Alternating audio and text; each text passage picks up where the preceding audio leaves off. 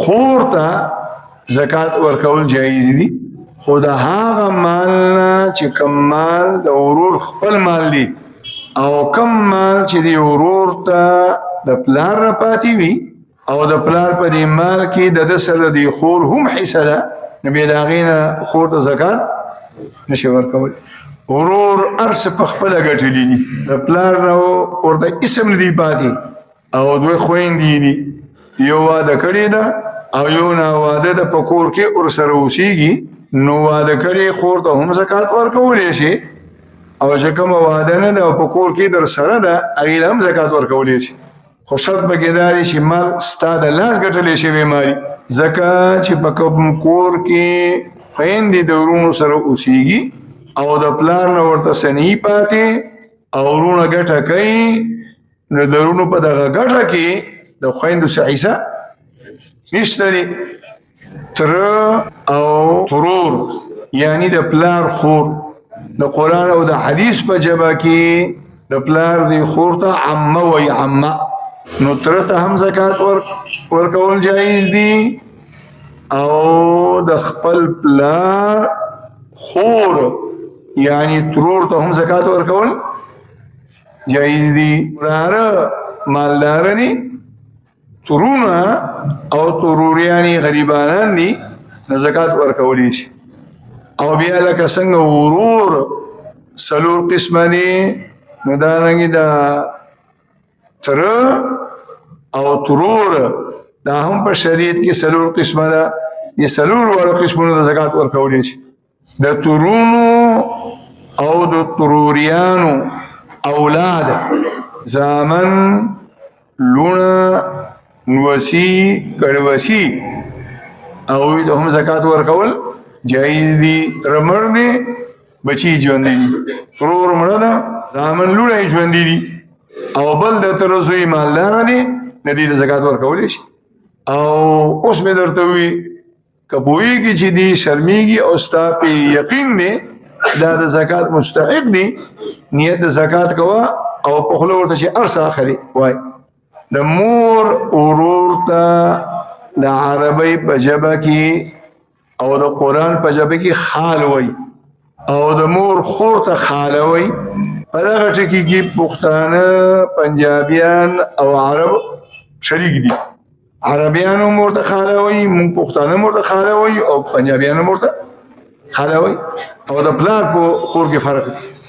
د مور ورور یعنی ماما او د مور خور چې موږ تاسو هغې ته هم ترور وایي او زیات خلک ورته خاله وایي، هغې ته خورې خپل زکات ورکولی شي.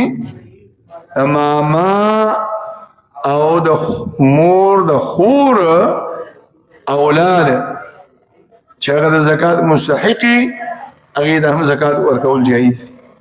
زوم مالدار دي، خواخې او سخر، اوخي او خینې دا غریبانان دي، نو زوم خپل خواخې ته، خپل سخر ته، خپل اوخو ته، خپل خینو ته زکات ورکولی شي.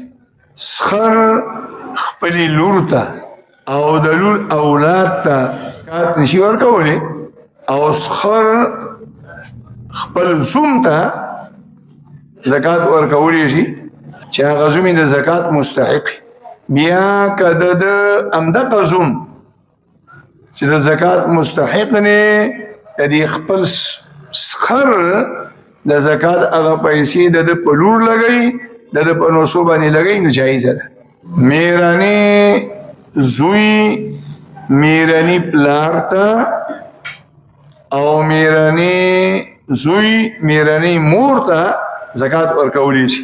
دغه رنګې خاوند د خپلې ښځې هغه اولاد ته زکات نشي ورکولی چې کوم د ده نه پیدا دي او د ده دغه ښځه د ده نه وړاندې د بل چا په نکاح کې کونډه ده یا طلاق یې ورکړې، نو کوم اولاد چې د ده د دغې ښځې د مخکیني خاوند نه دي، نه هغې زامنو او هغه لوڼو ته دې زکات ورکولی شي.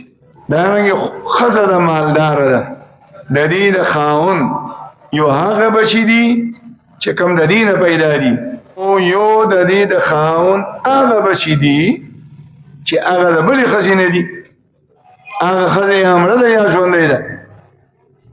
نو دغه ښځه د خپل خاون هغه اولاد زامنو لونو ته زکات ورکولی شي چې کوم د دینه نه پیدا. یو سړی صاحب نصاب دی، مالدار دی او ښځه غریبه ده، د زکات مستحقه ده، نو د مالدار د صاحب نصاب سړي غریبې ښځې ته زکات ورکول جایز دي.